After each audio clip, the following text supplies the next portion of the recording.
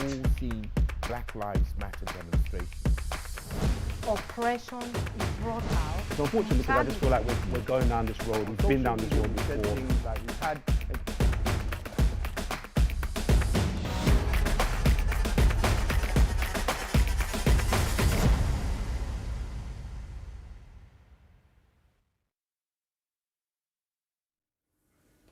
Hi, my name is Gabriel Renu and welcome to Your Voice.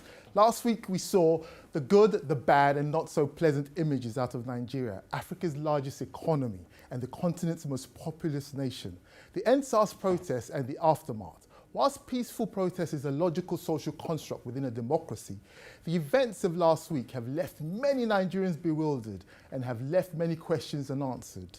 Tonight, with our team of panelists and studio audience, we seek to find some answers to these questions. We start off tonight's discussion close to home, the role the media played.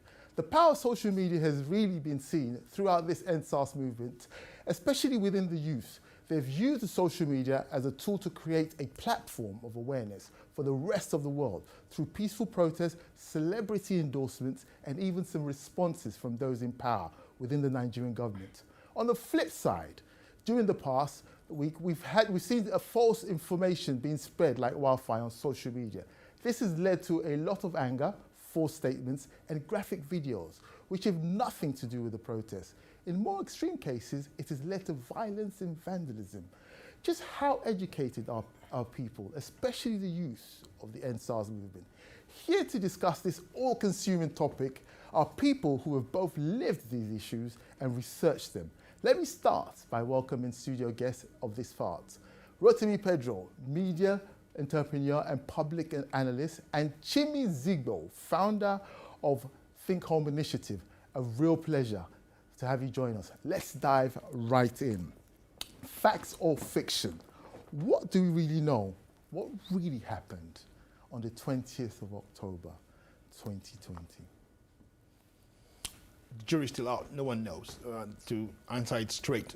But, I mean, at least we know that where you have an organic movement like the EndSARS advocacy, then to protest movement, and where there's no structure to the leadership, in a way it lends itself to various hijack from various groups, because information flow and data points are everywhere. And I think what we saw last week or a week and a half ago was the manifestation of that, where the data points were many and the movement was being fed from various data points. That, in a way, presented an opportunity for government to respond sporadically as well, because they didn't know what they were dealing with. They acceded to some of the requests of the movement in the beginning, then the request changed, possibly from other groups within the movement itself. So in the end, we found ourselves in a situation which Wole Soyinka rightly predicted about a year ago, that if Nigeria is going to ever burn up, it's going to be burned down by fake news. And literally, that happened right before our eyes last week. But I think moving forward, young democracies like Nigeria needs to learn from the responsibility of how to handle information responsibly. We know within the constitution of a democracy is freedom of speech, freedom of association, and freedom of information. But with that comes responsibility, which we all now need to look at from a legislative point of view, from personal responsibility point of view as well, how we share things that come to us. Are we fueling the fire, or are we moderating it? We all have our consciences to search moving forward. Yeah. So Chimi, are we fueling the fire? No, I don't think that we're fueling the fire. I think that what happened on the 20th of October was simply youths who were protesting peacefully.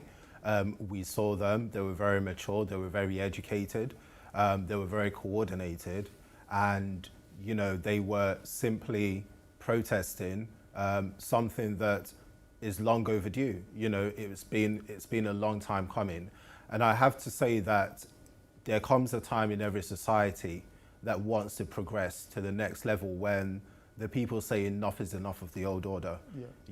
And we're in Britain, we can see how advanced the society is.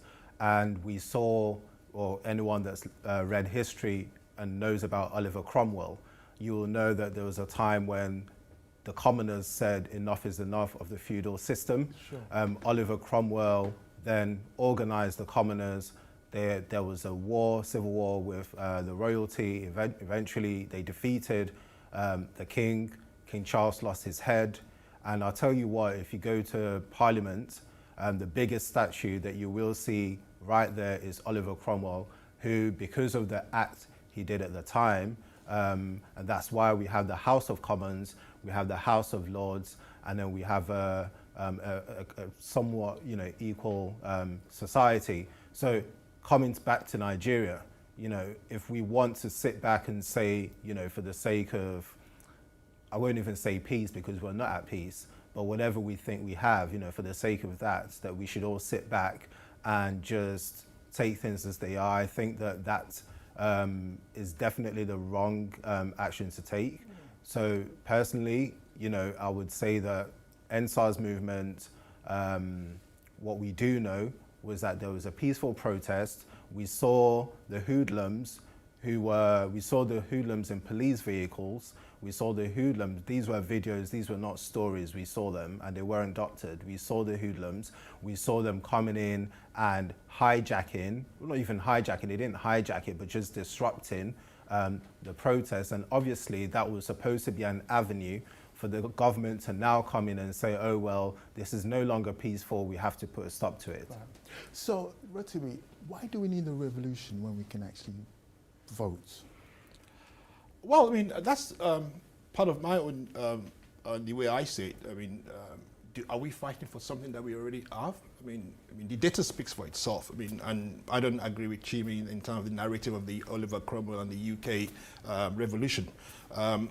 In a way, the youth already have the power to dislodge any government in the country.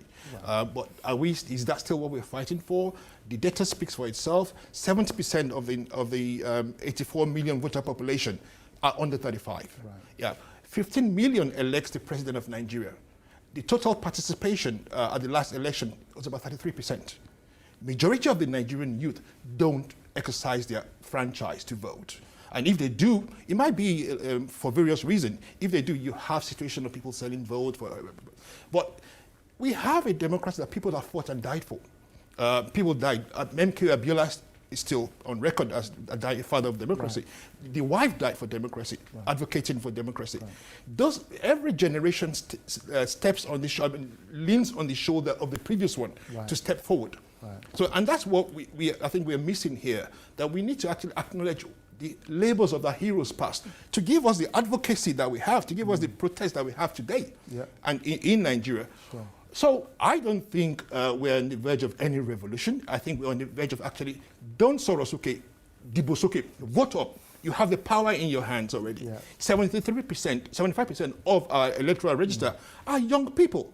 So if they can organize into a political movement, where are the Alexandra Cortez of the Nigerian younger generation? Right. You have a young lady in the United States moving the progressive movement and putting the progressive agenda on the legislative list in the US.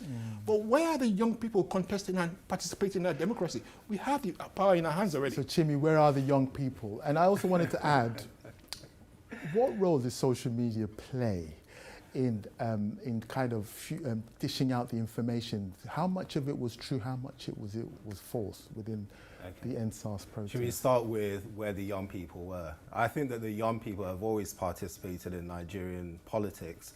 And if we go from independence, the premier of the Eastern region was in his 40s. I think Awolu was probably in his 40s at the time when he was premier of the Western region. Gowon was in his early 30s when he was leading Nigeria. Ojukwu was in his early 30s when he was leading the Eastern region and Biafra. You talk about Babangida in his 40s, Buhari in his 40s, Dimeji Bankole was in his late 30s, Osita Chidoka was 36, 35, thereabouts when he became the head of FRSCN. So we've always had that. Ojo Zokalo was 39 when he became governor of Abia State.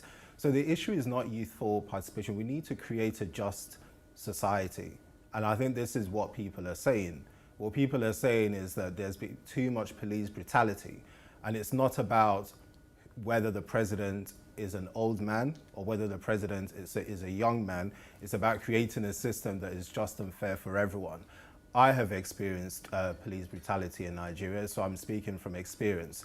So in terms of saying that the youth have, that the youth already, what's the statement? Have the power in your hands. No, they don't, and I'll tell you why they so don't. we're just going to have to leave it there. But thank you, very, very interesting conversation there. We're going to take a short break now, but please join us again for part 2, where our guests will answer many unanswered questions. We'll also be welcoming Henry Aino to the studio and continuing the conversation. So see you in a few minutes. Hi, my name is D-Boy Dio, and it's most definitely a fact that the power of social media has been evident in the NSAS movement in Nigeria. We have seen so many celebrities all over the world and people in power take to their social media to get information out, to let people know what's going on and to raise awareness about the injustices that's taking place in Nigeria. The flip side is that it's very important that people are educated as to what's happening, what's right and what's wrong. As we are aware, social media can misconstrue information. People might pass around wrong information on what's going on. So it's important to, filter what you're taking in and to understand what it is and what's right and what's wrong. So yes, it's most definitely a fact that the power of social media is evident in the NSAS movement. However, the flip side is that you can also see that false information can be passed around. So it's important to understand and educate yourself as to what's right and what's wrong.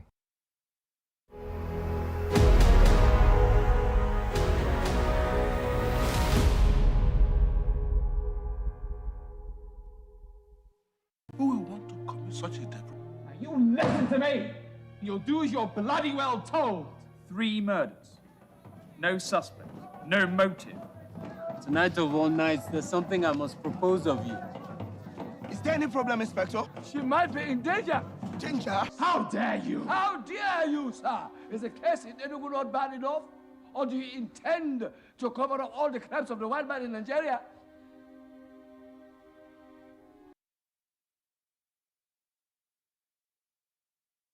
I wash my hands to protect my family. I wear a face covering to protect my mates. I make space to protect my nan. Hands. Face. Space. I wash my hands to protect my colleagues. I wear a face covering to protect strangers. I make space to protect you. Hands.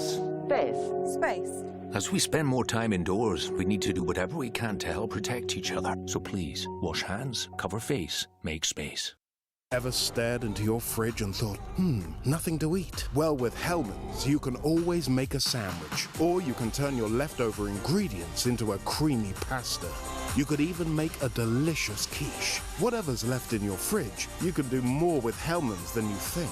Hellmann's, make taste, not waste. Get prescription glasses from just £6 a pair at Select Specs, the online optician with over 27,000 5-star reviews. SelectSpecs.com. Hello lovely people. Now let's talk about hair. I colour my hair because it makes me feel super fresh, and I've been using the Tresemme Colour Revitalize. Boom! It makes my hair look vibrant. This is the real deal, people. Professional quality, but without the price. Tresemme, professional quality for your salon at home. At Panadol, we understand how pain can feel. We know that when you gain relief, the heights can be higher. The loved can be even more loved. We know that as the pain goes, together we shine brighter. Panadol, effective pain relief, trusted by you for 35 years. Many people with sensitive teeth have a gum problem, and that concerns me. I oftentimes see both going hand in hand, so we really want to address them both at the same time. I would definitely be recommending Sensodyne sensitivity and gum.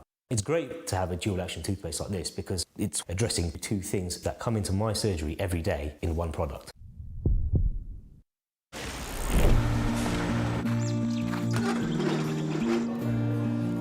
At World Remit, we understand what the journey is about, how it can sometimes take a little distance to bring us a little closer together.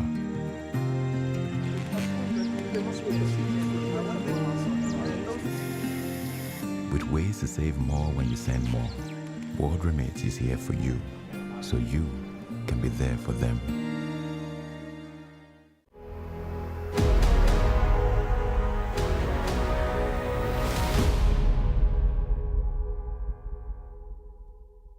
Welcome back to Your Voice with me, Gabriel Renu, and my guest for this part is Rotimi Pedro, and joining him is Henry Ainot, political analyst and property consultant. Since the whole NSAS movement, we've seen a lot of other issues and other movements being unearthed, such as hashtag regime change, hashtag restructure Nigeria, hashtag end corruption, hashtag better Nigeria, and hashtag Sorosuke. Can we focus on one agenda before moving on to others? Or are they all intertwined? And what is the impact on Nigeria's ethnic relationships? Well, earlier today, I spoke to Professor Echaene, a political science of the Lagos State University. Here's what he had to say. Thank you, Professor Sylvester, for joining us. In terms of the NSAS protests, were the protesters seeking a revolution or reform? We need to understand the reform. Reform is different from revolution. The crisis of the Nigerian police, was becoming unbearable, not just for the youth, but also for the Nigerian, population. And that was, of course, the metaphor for the entire protest. But what is clear to every Nigerian is that the Nigerian system is not working. It's not working. And so when people are protesting, they were actually asking for systemic change. Maybe to that extent, it can be seen as a revolution, because you are saying, let us do things differently from the way we have done them in the past. So I think that to that extent, we can say it was a revolution.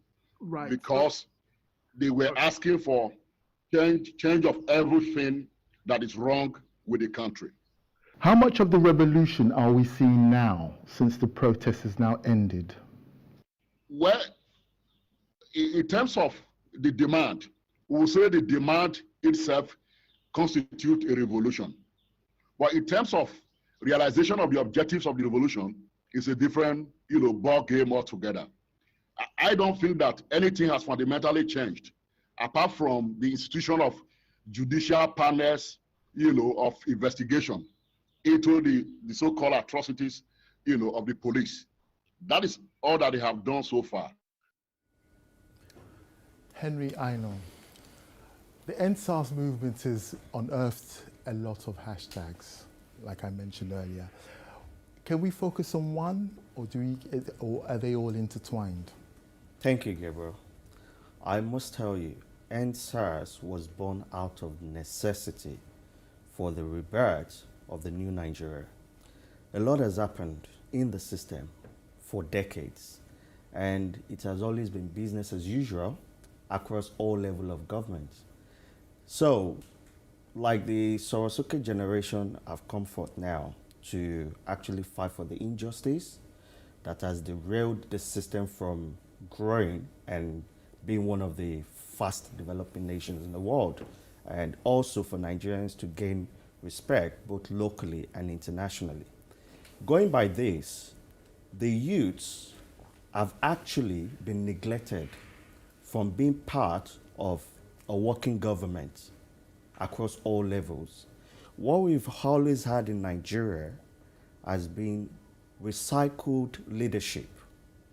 The whole generation recycle themselves, come back, and replace someone from their own strata to actually continue from where they are. And it's like you putting square pegs in round holes. Right.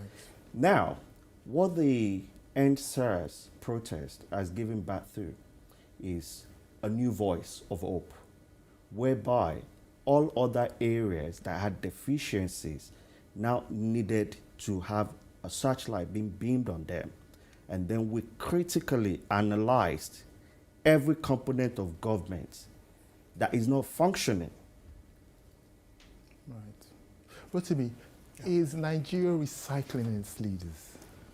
Well, the data, yet again, doesn't support that. I mean, as Chimi in the last segment suggested, we've had a lot younger leaders than we've had older leaders, and the data supports it. 33 Gowon, Obasanjo 41, Buhari first round 44, Goodluck Jonathan 51. So the leaders that we've had, I mean, the only two other leaders that we've had that of the older generation is Buhari part 2 and Obasanjo part 2. So every leader that we've had... there is a recycling. Recycling in an element, but they came first as young guys and young revolutionaries, if you like. Right. But going back to the, different hashtags that we've talked about, we have, I've never seen a revolution that has so many divergence unity purpose in terms of no unity of purpose. Right.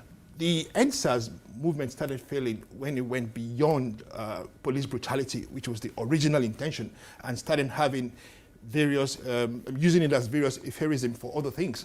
End government, they lost a lot of people, end regime at that part. Polarized the purpose of the NSAS movement.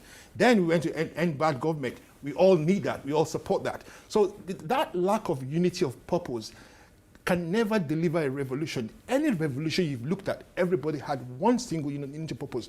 This is what we want, and this is how we're going to get it. So are you saying the NSAS movement has failed thus far? In delivery, as the professor just said, in delivery it has failed. In intention, it may have succeeded in galvanizing or holding government's feet to fire in a way at every point in time.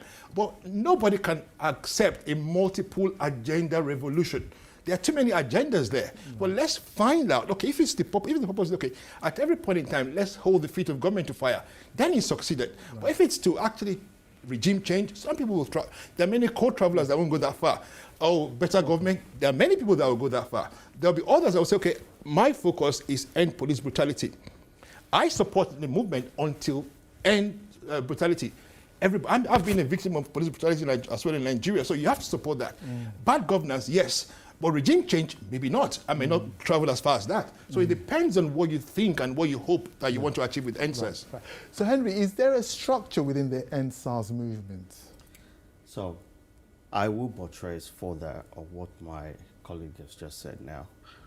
You see, within the system, the youths are actually the ones who are driving, they're the driving force behind the NSAS movement.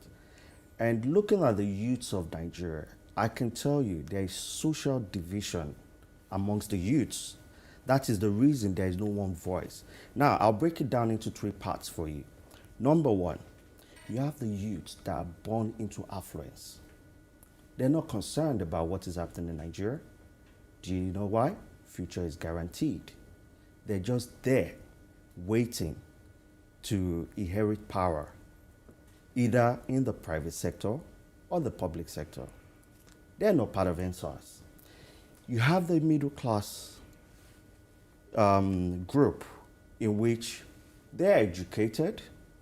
They have some form of informal education as well through their parents. They have the formal education. Either they go all the way to postgraduate or undergraduate. These are people within the society that have actually studied so hard to have a decent life for themselves, but the country hasn't created an enabling society for them to actually make their dreams come true. And what are we saying? Who is in charge of the country? It's not the citizens. It's the government. If you're not providing an enabling society for them, then something needs to be done. And you have the last group in which they are the most neglected class in the society. They're not educated. They live in abject poverty. And these are the people that have been deemed the looters and the hoodlums in the society. The only time the society welcomes them or make good use of them is when elections comes up. Right. They are the political thugs. Right. Now, to answer your question straight, you say the NSAS movement is intertwined with a lot of these other things because everyone is clamoring for a better nation. Everyone is clamoring for unity. If the government wants unity of purpose in Nigeria, let it reflect in governance itself. Don't concentrate power to one region of the country and neglecting others. Right. So, Rotimi, so now that the End SARS movement has splintered into different subsections, what is the end goal? Well, I mean, as my colleague rightly said, I think the elephant in the room that nobody's dealing with is the social divide and social construct in Nigeria. I mean, you have the affluent Lekki youth, same Lekki Tollgate youth, that has about less than 5% of the population. And you have the 85%, which is the Okukumaiko, Egbeda youth, which we all call hoodlums. They are all youths of Nigeria. They are excluded, and maybe you can say this might be a revolution from the middle class out in terms of, but what happens when you have a similar revolution from the middle class out is that both the ruling people and the working people points to the middle class as the enemy. So that's the reason why you have the excluded youth attacking the middle class youth, that's the builder generation that wants to change Nigeria from the middle out, and the far neglected people now saying you're the enemy, let's go and attack you on the street.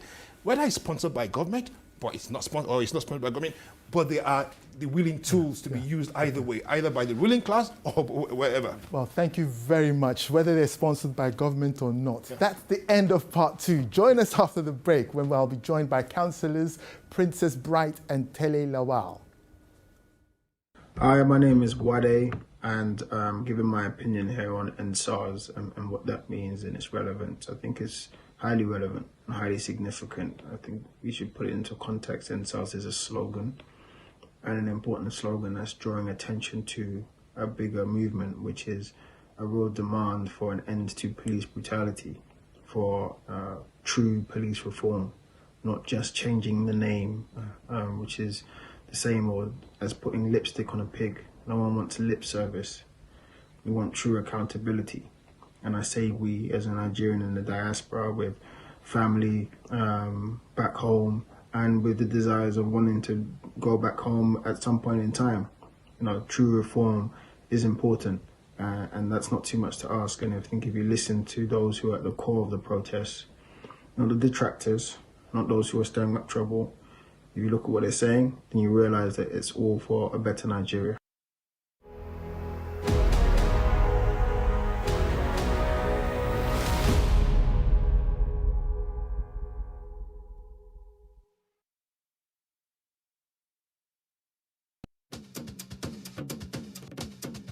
Boost the life of your clothes with Comfort's Clothes Care Treatment. It nourishes and smooths each fibre, helping to keep your clothes like new. Comfort. Long live clothes. Occasional breakouts? Dull skin? Wash away the unkind with Simple Facial Wash with vitamin E and gentle cleansers that effectively help to wash away bacteria, leaving your skin feeling clean, fresh and smooth. Simple, the UK's #1 facial wash. Simple, choose kindness. If your gums bleed when you brush, you may have gum disease, and the clock could be ticking to much worse. Bad breath, then receding gums, and eventually tooth loss. Help stop the clog on gum disease with Corsidil toothpaste. It's 4 times more effective at removing the main cause of bleeding gums. Help leave bleeding gums behind. Corsidil. We do things a little differently here at the AA. Our cutting-edge technology means we can get you going again in around 30 minutes of arrival.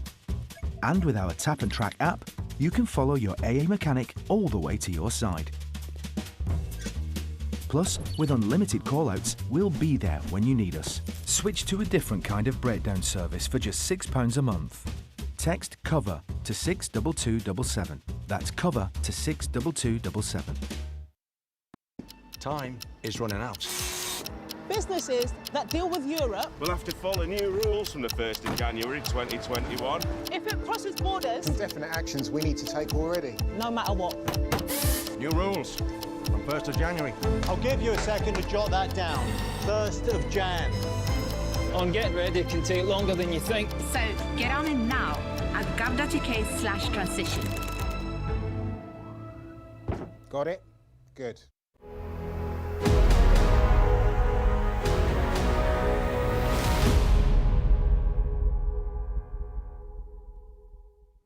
Welcome back. You're watching Your Voice with me, Gabriel Renu, and my guests for this half are 2 knowledgeable local politicians to give us the diaspora and insight.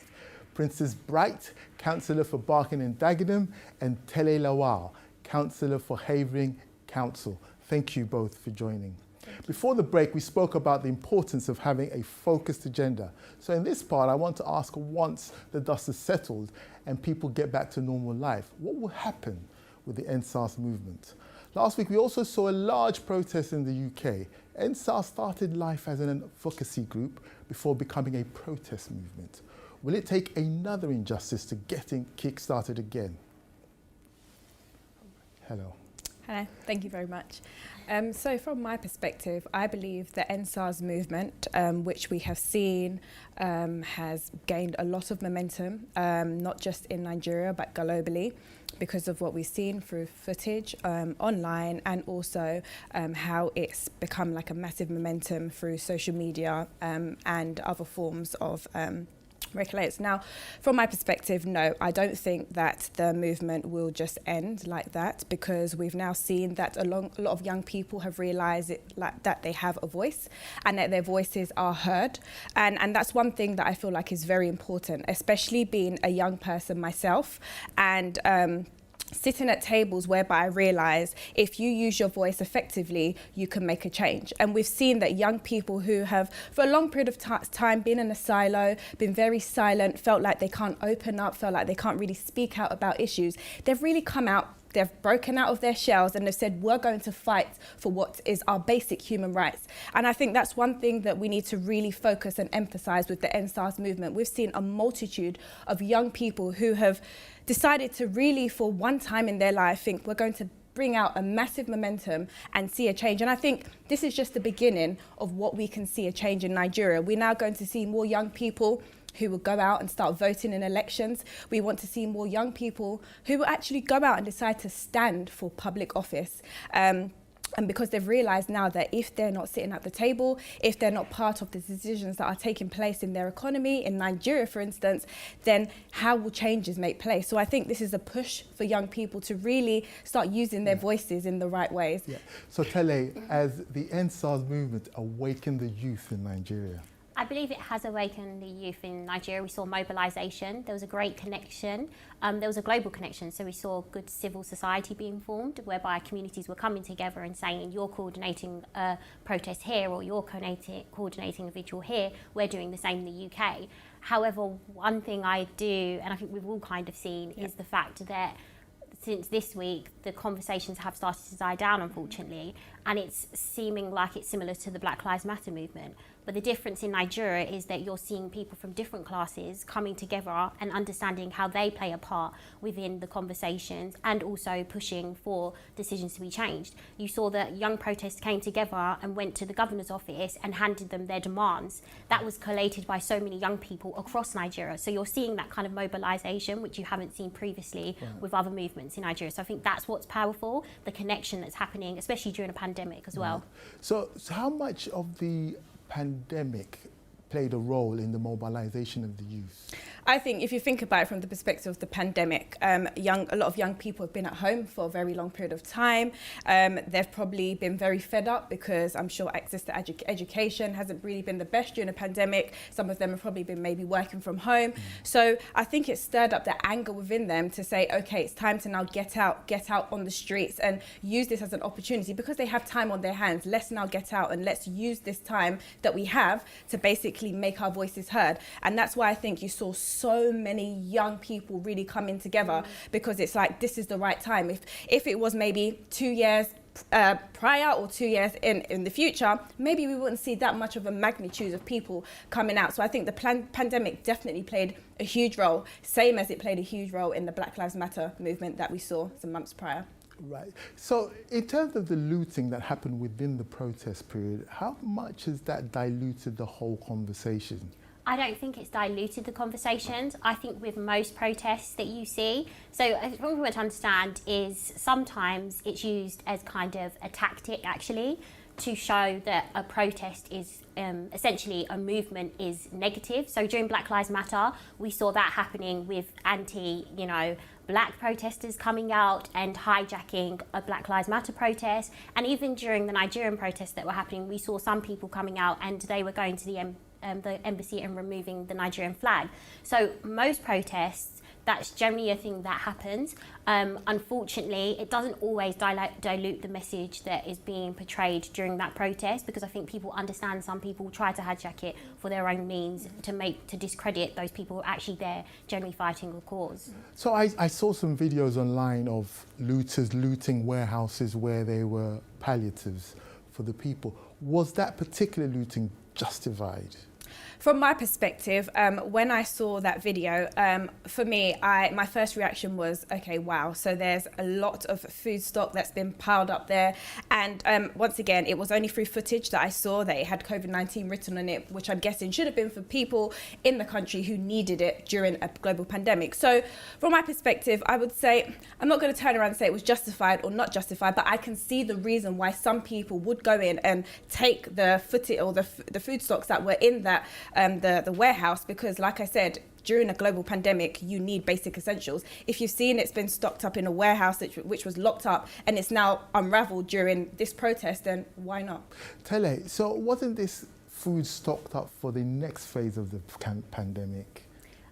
So there are reports that have come out that food was sent from the very beginning of the lockdown, and it was ordered and instructed to be used to support the communities during that period. So although the government have come out and other leaders have said that no, that's not the case, it's being stocked up and it's being distributed in a strategic way, who knows? But from the information that we're seeing, that's not true. Agreed. Right, so why do you think the government was hoarding this stuff? Well, once again, I don't really know the Nigerian what could be going through their minds, but from my perspective, maybe in terms of using it to their advantage, maybe upcoming elections, they could.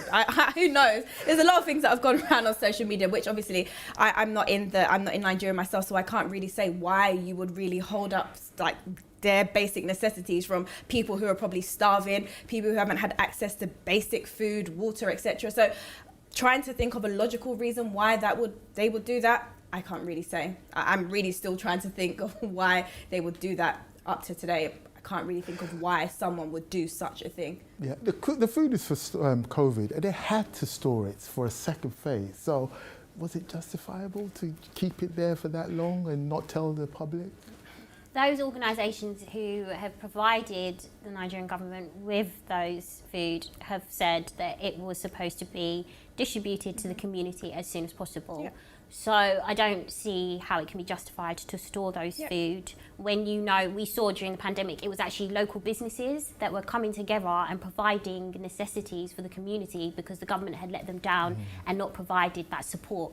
So for me, knowing that there was a whole storage room full of necessities that the community needed, I personally don't see how you can say we were waiting for a second wave. When we look at the figures of cases in Nigeria, which are actually low, to me, I don't really understand how you can say we were planning for a second wave when you've actually had quite low cases in Nigeria. So we're still in a pandemic at the moment, as we see. So now that the palliatives has been looted, what happens next? I think we're focusing so much on that one visual that we saw. Sure. Because realistically, so many measures can be put in place. Yeah. I don't feel that's the only type of measures that the government have. You know, they're still going to support where they can. Yeah. And hopefully, if there is a second wave, like I said, the figures of cases in Nigeria are relatively low compared to other countries. If there is a second wave, I'm sure the Nigerian government are already strategically planning, similar to what we're doing here in the UK with the tiering system, whether you want to agree with it or not. We're planning for a second wave. Right. So I think Nigerian government are not going to rely on just that warehouse and what was in there. And also, just to add on to that, I feel like now the organisations who were also part of sending the food over to Nigeria will probably want to try and push for more transparency, accountability, so that they know, okay, the food, the stocks that are being sent over to help the people of Nigeria are actually being given to them, rather than it being stocked up in a warehouse for God knows how many months. So just very quickly, the peaceful protesters and the looters, is the government conflating the two? Are they badging them as one, or should they separate them when they refer to the youth who are protesting? They should definitely separate them 100%, because you have the group of peaceful protesters who are out there peacefully protesting, as the word says, for change, for reform. And then you have the looters who have ulterior motives, but they're using the circumstances that we're in now with the NSARS movement to use it to their advantage and start looting. So no, I definitely think that it should be separated. I feel like you have in society, there's always different characteristics and people who are always trying to get their own benefit out of a situation. So it's best for government to please separate it and realise there are actually peaceful protesters who want change and they need that change. Thank you, Princess, so much, and thank you, Telly, for joining. That's the end of part 3. Join us after the break when we'll be wrapping up the discussion on this Your Voice special right here on Yangad TV. Don't go anywhere. I think the youth of today are beginning to realize that the future of this country isn't being represented in their government, especially in terms of participation and manifestation of policies. Young people are snatching up political literacy classes, organizing and creating platforms for political participation nowadays. There seems to be a collective political awakening, not just an awareness. If anything at all, the government's response to these protests and their activities afterwards only serve to galvanize the resolve of not just the young people, but the citizens as a whole. And I hope that it begins to bear positive fruit in the near future.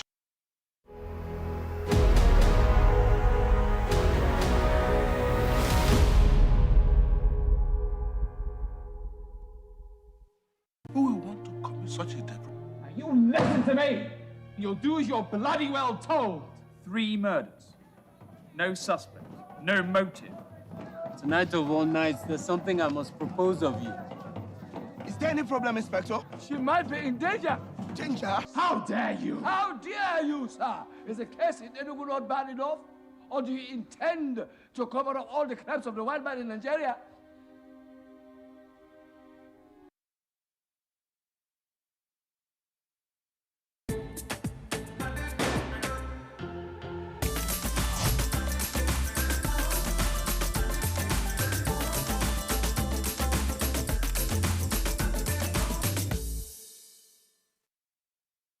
What makes Domestos unstoppable? Hygiene, freshening, foaming, limescale prevention, and shining. Who knew a rim block could multitask? Domestos, unstoppable.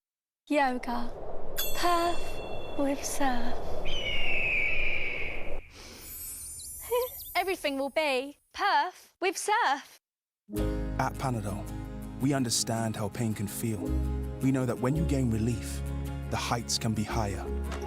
The loved can be even more loved. We know that as the pain goes, together we shine brighter. Panadol, effective pain relief, trusted by you for 35 years. Hello, lovely people. Now, let's talk about hair. I colour my hair because it makes me feel super fresh, and I've been using the Tresemme Colour Revitalize. Boom! It makes my hair look vibrant. This is the real deal, people. Professional quality, but without the price. Tresemme, professional quality for your salon at home. The time Ollie had a temperature, I found a lump. I hated my body. I was scared to go out. I didn't know what to do. Thankfully, I had Bupa by my side. And they knew exactly How to help. As a Bupa customer, you get around-the-clock access to expert advice from the comfort of your own home, so you can stay in control of your health wherever you are. Call or go online for a quote. Bupa, for living. I think probably most people like me, you just think that you're not good enough. Just everything that's imperfect about you, you think is going to be a glaring excuse to refuse you. There are lots of support out there, lots of information out there. People say, can you really love the children if they're not from you and they're not your own? And I always say that love is thicker than blood.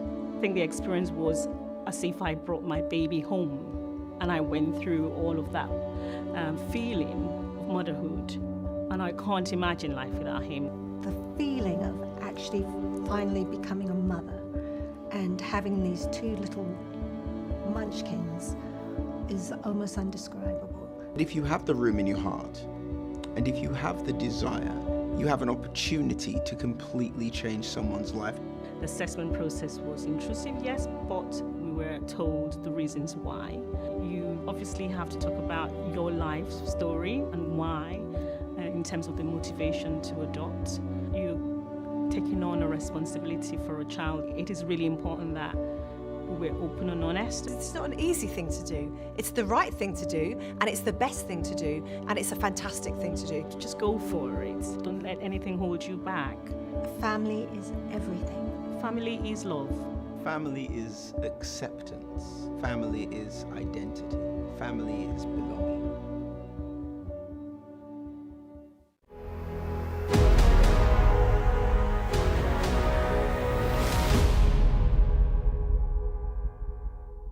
Welcome back. You're watching Your Voice with me, Gabriel Renu, where I'm still joined by Princess Bright. And it's a warm welcome back to Chimi Zigbo. Now, with so many people coming together during the EndSARS protest, it's almost as if the Nigerian youth have had an awakening. So to conclude this conversation today, I want to pose these questions. By seeing the strength in numbers and forcing the government to hear the plea and act, will this stir up a generation that will demand change? Let's have a look at one of the viewers' comments. My name is Christina Carmel, and my thoughts on what needs to happen next after the EndSARS movement is that the youth have done absolutely amazing. You've had your voices heard and you've come together, which is absolutely great. Africa has never seen such a movement. I feel like people need to continue to educate themselves on politics and go out and vote when the 2023 election comes, because I feel like our voices have finally been heard. We've been able to have a shift in Africa, which is absolutely powerful, because they never saw it coming. They thought that people would just sit down and rest and it would actually fade out, and it completely hasn't. Obviously, politicians and politics doesn't really want people to go out and continue to protest, but I feel like if that needs to continue to happen, do so. But the more we learn and the more knowledge you have, the more powerful we become as Africans. So continue to do what you're doing, continue to have your voices heard, and continue to spread the EndSARS movement. So Chimi, over to you. What are your comments and thoughts about that? Yeah, I would say that there's a lot of truth in what she has said. I think that the protests, it needs to, can we really say that police brutality has ended? We saw a lot of people being executed on the streets during this period, and they were not hooligans, they were not looters, they weren't wielding weapons. So how do you know that? Because we didn't see weapons on them. So they weren't, they had no weapons on them, and they were extrajudicially killed. So what I'm saying is that we have to be consistent. If we're saying that we want an end to police brutality, then we must keep going until we see an end to police brutality. Surely the problem is what we don't know. No, the problem is what we know, and that's why we are protesting, and that's why we are saying that we want an end to police brutality. So if we stop now, we can already, I already read this morning that AIT channels and another news channel had been fined for their coverage of the EndSARS movement. I saw another publication listing all the Nigerian entertainers that played a prominent role in this and saying they're enemies of the government. I heard the Minister of Information, Lai Mohammed, saying that the government needs to find ways to check social media and checkmate it and what have you. So what I'm saying is that if we stop prematurely without actually getting the results that we want, the only thing that's going to happen is the government will tighten the noose. They're going to sit back and ask themselves, this took us by surprise. What are we going to do to stop this from happening again? So we must get the result we want. Thank you very much. So as well as Professor Ehaine, who we heard from earlier, I had the pleasure today of speaking to Priscilla Nwekwo. These were her thoughts on the issue. Hi, Priscilla. Thank you so much for joining. The first question I want to ask with relation to the EndSARS protest, how much of an impact has the protest had on ethnic relations in Nigeria? So the protest, I believe, has had a really fundamental impact on ethnic relations in Nigeria. Because I think for the first time, at least in my lifetime, Nigerians came together and they didn't discuss ethnicity. They weren't interested in party affiliations. They weren't interested in anything save for one Nigeria. And you will agree with me that when you're having conversations with Nigerians, as I do considerably, everybody tends to want to. I mean, I've had this verbal battle, if you like, with an activist once, when I said, should it not be Nigeria first? And she said, no, it should be her ethnic group first before Nigeria. And I said, well, if we're going to be united, then we must first be Nigerians before our ethnicity. And so it is good. It was great to see that. And I think that this protest has certainly reminded all Nigerians, in spite of what we're seeing at the moment, the present attack on the protest, it has reminded everybody that we are first and foremost Nigerians before we are anything else. So this jury is still really out with regards to what happened at the Lekki toll gate. I think there's an investigation ongoing at the moment, and with time we'll be able to kind of get to the bottom of what really happened on that fateful day. So Princess, what are your thoughts on what Priscilla said there? On what Priscilla mentioned? Yes, about the ethnic minority and the impact that the EndSARS protest had on the ethnic minorities in Nigeria? I think from the perspective of the EndSARS movement, I think it's had an impact in the sense that it has made all of ethnic minorities realise what's happening. It's basically been an awakening, and we've now realised that if we can come together, irregardless of our backgrounds, our race, our ethnicities, and we're pushing towards one common goal. We've mentioned about the 5 demands that have now been given to government, and if we can continue to push to make sure those demands are met, like I said, putting aside anything to do with our culture, our background, then we can start seeing, hopefully there will be changes in terms of the movement that we're looking to see in the future. Right. So Chimi, will the judicial panel, will it be truly independent? Well, I think, will it be truly independent? I don't know, and that's the honest truth. If I'm going to go by the history of previous judicial panels in Nigeria, and looking at our justice system and thinking, okay, when have we really seen true justice in the country, especially with the videos that we saw coming out of Lekki last week. We saw the shootings, we saw the blood. We've heard the military say that they took away 8 bodies, but at the same time, they're creating this sense of, I don't know what to call it, as though nothing happened or we're not sure if something happened. But we know that something happened because we saw it, and we have to stand by it and say that people were killed, and even if people were not killed, people were shot at, and that's evil. People were shot at for doing something that they have a right to do, which is protesting.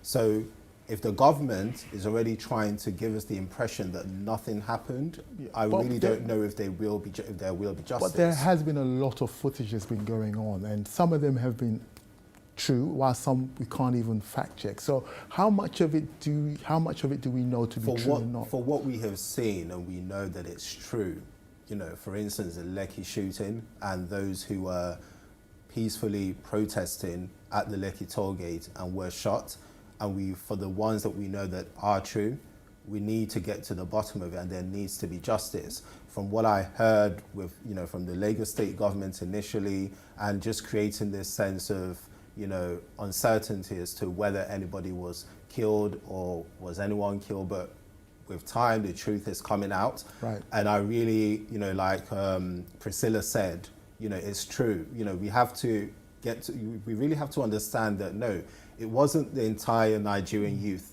coming together, because the North said they want to keep SARS. What we really saw was the South coming together, irrespective of whether you're Yoruba, whether you're Igbo, whether you're Ijaw. All of that was put aside, and people protested in Onitsha, in Lagos, in Ibadan, and that happened. And in Jos. But in the core North, they wanted to keep SARS. So we still need to get back to the conversation of national unity and put in Nigeria first and not our ethnic group. So I mean, it's too early to kind of know what really happened at the Lekki toll gate, but is a judicial panel a step in the right direction? I definitely think it's a step in the right direction because, like I said, we need some accountability. So we need that panel to basically be independent. Of course, you've just asked, do we believe it's going to be independent? Who knows? But I think it's a step in the right direction, and it gives us some hope that, okay, there is a review that's going into what takes place. And as a Nigerian living in the diaspora, I'm happy that that's taking place, and let's hope we get some positive outcomes from it. Right. And what are your thoughts? Do we think that this is going to be kind of the move in the right direction that we've always wanted, where the government is now involving the youth in the process? Because some of the people who are panel members of this judicial youths. Yeah. So do you think that's what the movement was all about? Yeah, to kind of getting the youth involved in the conversation and in the review? I think it's a good thing, absolutely, to get the youth involved in the conversation, to get the youth involved in the judicial panel is absolutely the right thing. It's just that my worry is I always listen to what the other side is saying, and I heard the chieftain of APC, Bola Tinubu, asking about the characters of the protesters, so when you hear things like that, it then makes me question whether there will be justice when we know that we saw these youths, and I keep harping on, they were peaceful youths. Chimney, I'm sorry, that's all we've got time for today. Well, that's all we have time for on this edition of Your Voice. We hope we have been able to shed some light and insight on the many unanswered questions. Thank you to my guests in this part, Princess Bright and Chimi Zigbo. And of course to my earlier guests, Rotibi Pedro, Tele Lawal and Henry Aino. And I'll leave you with this quote: until the son of nobody can become somebody without knowing anybody, there will be no change.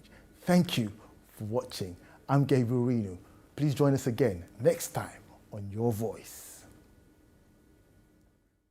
It seems extraordinary that there's nothing that the coronavirus doesn't touch. All seen Black Lives Matter demonstrations. Oppression is brought out. It's unfortunate because I just feel like we're going down this road. We've been down this road before.